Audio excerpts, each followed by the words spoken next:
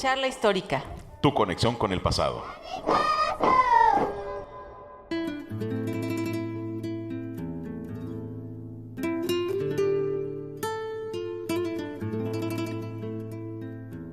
Hola amigas y amigos, bienvenidos al primer programa de la segunda temporada de Charla Histórica, tu conexión con el pasado. Le doy la más cordial bienvenida a Alejandra García. Hola Luis, ¿cómo estás? Muy bien, pues contentos de ya comenzar esta segunda temporada, la primera que tuvo bastante aceptación, y aquí con unos invitados que en el transcurso los iremos por ahí presentando y comenzamos con un invitado de lujo. Sí, es el maestro Joaquín Espinosa Aguirre. Maestro Joaquín, ¿cómo estás? Hola Ale, hola Luis, un gran gusto estar aquí con ustedes, de verdad. Bienvenido, maestro Joaquín, que él está historiando cosas de hace un par de siglos, ya casi un par de siglos. Platícanos, Joaquín, ¿de qué eres maestro? ¿Eres maestro en historia? Así, platícanos rápido. Sí, bueno, igual agradeciendo la invitación. Soy maestro en historia por la UNAM, donde también realicé la licenciatura, y pues bueno, ahora aquí. ¿Y cómo llegaste aquí a la Michoacana? Por la fama que tiene la Michoacana para cuestiones de independencia, específicamente creo que es uno de los grandes bastiones en México, entonces pues era aquí o pocos otros lugares en la República, ¿no? Entonces por eso venir aquí además a una ciudad que está tan impregnada de ese proceso de hace 200 años, como dice Luis. Ah, muy bien. Pues sí, mira, recordándole a los que nos escuchan que este trabajo, lo que estamos realizando de divulgación es parte del Instituto de Investigaciones Históricas, somos doctorantes y pues es de la Universidad Michoacana de San Nicolás de Hidalgo. Tu tema es de Agustín de Iturbide, pero platícanos qué estás haciendo, cómo llegaste a este tema, ¿qué es para ti esto? Como Así. cualquiera que haga una biografía, creo, resulta en algún momento la respuesta, no sé si fanfarrona o cómo decirla, en el que dice, más que buscar al personaje, el personaje me encontró a mí de alguna forma, y la anécdota que siempre cuento, más allá de lo histórico, es que en el bachillerato, hace muchos años, con amigos, digamos, interdisciplinarios, un filósofo, un psicólogo, un literato, hablábamos de fútbol y decíamos que la Copa Libertadores de América, porque no tenía, además era un momento muy específico en el que utilizaron mucho la historia para hacer propaganda de la Copa. Entonces estaban todos los Libertadores de Sudamérica en realidad, y no estaba ninguno de Estados Unidos. Sobra, digamos, pero el de México no estaba, ¿no? Y de ahí nos desplazamos al debate sobre cuál era el Libertador de México, cuál podría entrar allí, si era Hidalgo, si era Iturbide.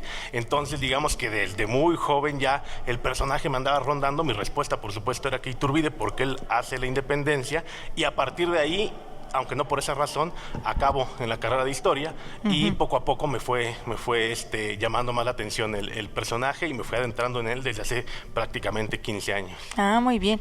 ¿Y desde que eras niño te gustaba la historia? ¿Cómo te relacionaste con la historia? ¿Te gustaban las monografías esas chiquitas que tenían una fotografía de un lado y la historia del otro? ¿Cómo? Sí. La respuesta real es no.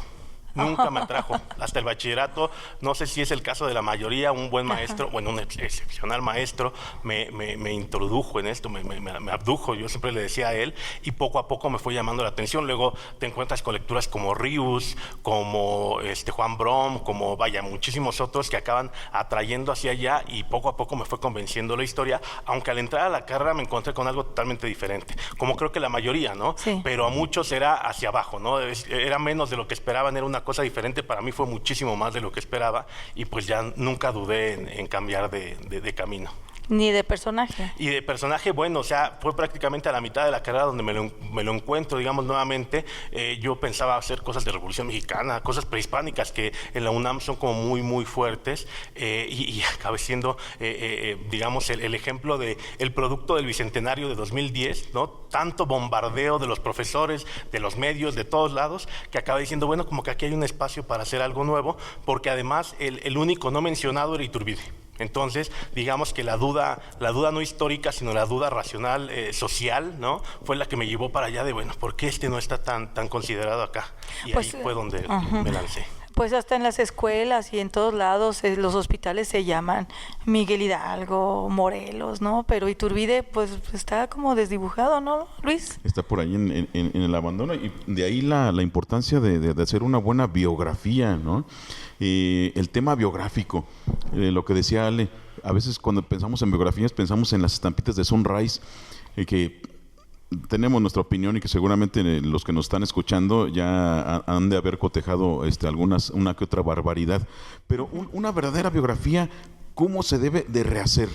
Digamos, desdibujando, robándote las palabras, lo que hay en la mente de todo mundo. ¿Cómo abordas tú esa biografía? ¿Cómo te pones a hacerla? Yo creo que este caso específico, supongo que todos son específicos, ¿no? Pero el de Iturbide es peculiar en el sentido de que acá más que construir, hay que esta palabra, ¿no? Que está tan de moda, de construir, en el sentido de que el mito que antecede a Iturbide es demasiado grande y hay que quitarlo, ¿no? Como esto de las capas, ¿no? En un sentido casi fenomenológico, de que quitar todo lo que se dice, todo lo que se cree, pensar todo lo que se rodea al personaje, que es mediáticamente más político que histórico, y a partir de eso tratar de ver, como he mencionado en algunas ocasiones, lo que se puede comprobar documentalmente o historiográficamente a veces, y lo que no, lo que ya viene como, digamos, como un milagrito colgado a posteriori, ¿no? O sea, estas cuestiones que más los políticos o historiadores más ligados a la política, al derecho, han hecho durante 200 años, ¿no? Es decir, este personaje sí necesita, porque además es alguien que está biografiado. Yo tengo el registro de unas 30 biografías. O sea, imagínense, ¿para qué hacer otra ya, no? Ajá. Sería la primera pregunta, que es la que haces. En este caso, yo creo que destacar que solamente hay una que ha sido rigurosa, documentada históricamente. Las demás, insisto, son mucho más políticas o ideológicas, en el sentido de que la Iglesia defendiendo a Iturbide, porque la Iglesia, claro, que defiende a Iturbide, o ciertos personajes que lo van tratando de reivindicar, pero la mayoría de ellas, pues, digamos, no tiene un valor histórico, realmente, así riguroso. Entonces, la última es de 1952, que tardó 60 años en traducirse al español, porque además es de un norteamericano. Entonces, digamos que con esos dos elementos podríamos partir de sí la necesidad de una biografía de Iturbide, ¿no? Como a diferencia de Hidalgo, Morelos, Guerrero o Mina, que tienen algunas otras, ¿no? Digamos, no es que sean, en el caso de los últimos dos, tan taquilleros, digámoslo así, porque de Hidalgo y de Morelos habrá 50, me imagino. Sí, como no tienen buen cartel. Sí. Totalmente, una cartelera que ofrece muchísimo más funciones, ¿no? Pero digamos que en esos casos yo creo que es más equilibrado. Habrá cosas mucho mejores, no como en el caso de Iturbide, que prácticamente destaca una, dos, tres quizás, de todo ese mundo de biografías. ¿Y qué nos podrías decir así a grandes rasgos quién era Iturbide, o si alguien no lo conoce o no se acuerda, o la clase de historia se le fue? ¿Qué nos puedes decir así del personaje a grandes rasgos? Híjole, muchísimo, pero para ser muy breve, quizás podríamos decir que fue un militar. O sea, yo creo que también, aparte de que es uno de mis intereses para la investigación que realizo ahora, pero es como si hiciéramos la historia de un clérigo, ¿no? Podríamos dejar de pensar que fue alguien que fue a la universidad, que estudió la carrera eclesial y que se desempeñó dentro de la iglesia, ¿no? En el caso de Iturbide es un militar, hijo de hacendado español, residido en Valladolid, y que no pertenecía a la élite top, ¿no? De los Huarte, que con ellos se emparenta Iturbide al casarse con la hija de Isidro Huarte, pero en realidad, digamos que era de una segunda línea de élite, no era de los más destacados de la ciudad, y conforme se va adentrando en el ejército, aunque bueno, aquí una pequeña especificación, forma parte de las milicias, ¿no? Que no es el ejército como nosotros hoy llamaríamos el ejército en sí, sino algo más parecido a la Guardia Nacional, guardando muchas distancias, pero es más parecido a eso: ciudadanía armada, gente de a pie como nosotros que ingresa a un trabajo. A un trabajo, exactamente. No tienen un fuero, como sí lo tiene el ejército. No hay una jerarquía, o sea, hay una jerarquía sí, pero digamos no puedes escalafonear tan alto. No hay una gradación. Exacto, un miliciano se puede quedar hasta cierto nivel, que es una de las condicionantes que Iturbide va a tener, llega a ser coronel, el grado más alto de los oficiales, pero no alcanza ya a ser general, y esto, digamos, corta su carrera militar, y de muchas formas esto va a ser fundamental para que después tome las armas para hacer la independencia, junto con muchos que como él, Anastasio Bustamante, que fue presidente después, Antonio López de Santana, el mejor ejemplo de los militares de esta época. Todos ellos están, digamos, como que con un techo muy bajo, y esto los va a hacer que se rebelen contra el gobierno español, a pesar de que los tres por lo menos que mencioné y muchos otros lo habían defendido durante toda la guerra de independencia. Iturbide es un realista que va a estar participando en la guerra del lado del rey o del gobierno, y que en 1820-21 va a dar el bandazo o el chaquetazo, como se llamaba en esa época, cambia de chaqueta, el cambio, y ahora va a ser el dirigente de la independencia, lo cual a cualquier niño mal explicado le va a dejar más dudas que certezas, ¿no? Si a nosotros como historiadores nos sería difícil a veces entender cómo uno estaba de un lado y dio el bandazo tan de súbito, entre comillas, imagínense un niño, y además a un niño cuyo maestro tampoco está demasiado versado, porque la verdad es que hasta hace 2 o 3 años, con el bicentenario de la consumación de la independencia, ni siquiera los historiadores nos habíamos interesado tanto en ese tema. Digo, hablo en general, aunque había ciertas excepciones, pero no es que los historiadores tuviéramos ya una interpretación sostenida, más que sustentable, sostenida y bien explicada, para que los profesores, o sea, para que esto pasara a los libros de texto y luego los profesores de educación básica tuvieran una cierta, un norte, digamos, en este tema. Entonces, mal investigado, mal entendido por los profesores, mal enseñado. Ahora, ¿no? Joaquín, hace ratito decías que una historia bien fundamentada. Platícales a nuestros amigos, particularmente de Iturbide, ¿dónde encontraste o qué es lo que te hizo decir esto ya tiene fundamento a partir de ahora, o por lo menos en lo que yo estoy afirmando? A diferencia de la mayoría de mis compañeros, no sé si sea el caso de ustedes, porque digo, hay investigaciones que la mayoría sí son, se agotan las fuentes, ¿no? Ya busqué donde creí encontrar, y habrá algún otro lado, pero a ver, es un volado. ¿A las fuentes a qué te refieres? Cuando se agotan las fuentes. Claro, fuentes documentales, cartas a los de la libros, época. a los libros, digamos, ya partíamos de que hay muchas archivos, biografías. Archivos, ¿no? Archivos en cuestiones documentales, en cuestiones de producción de cartas de la época, documentos oficiales, nombramientos, hojas de servicio en el caso de un militar.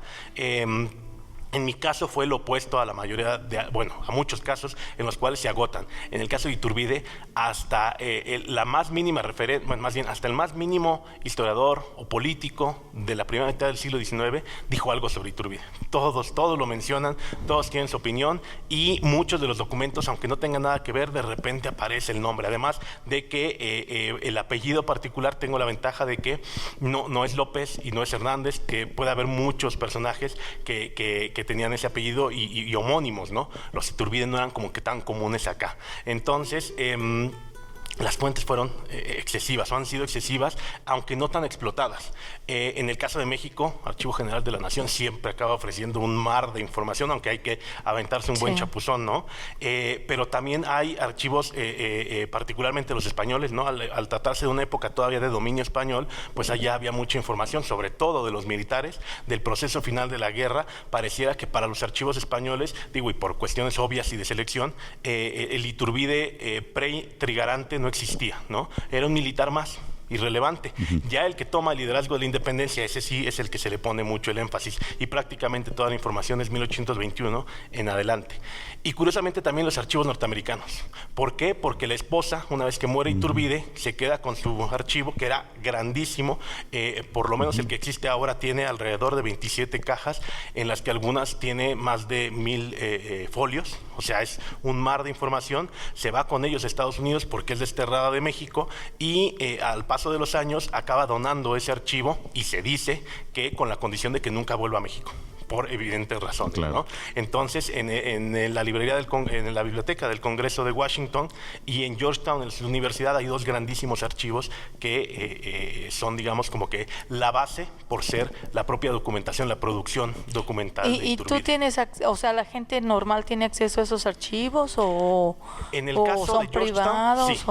Me lo acabo de encontrar hace 3 semanas, buscando y rascando, y bueno, quería llorar cuando lo encontré, porque además me pasé 2 años desde que supe que existía, buscando becas, planeando y cosas para ir. Bueno, al final se solucionó todo con 2 horas de estar metido en internet.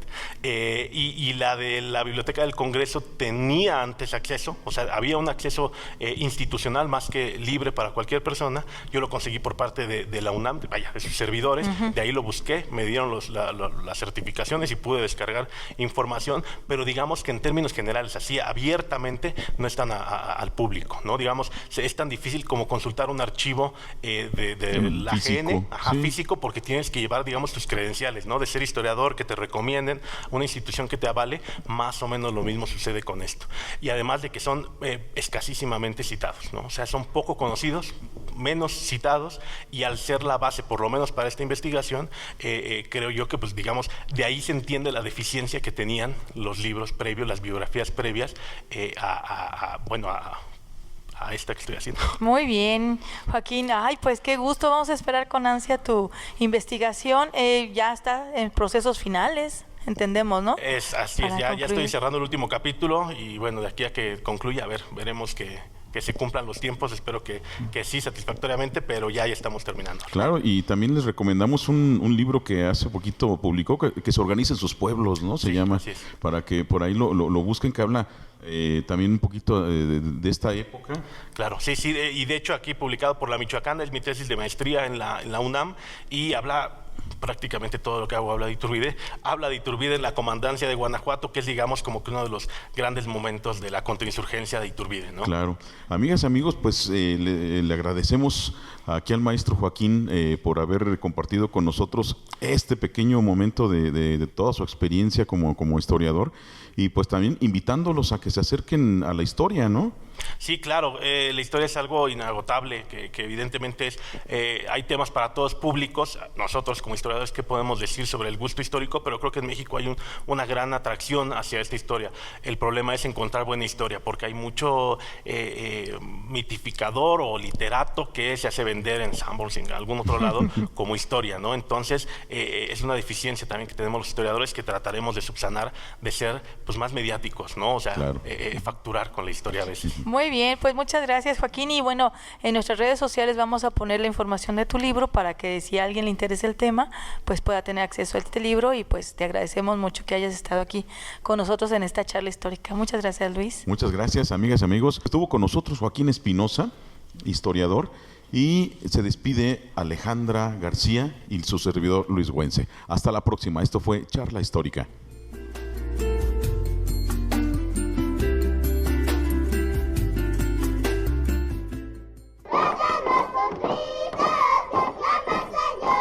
Charla Histórica. Tu conexión con el pasado.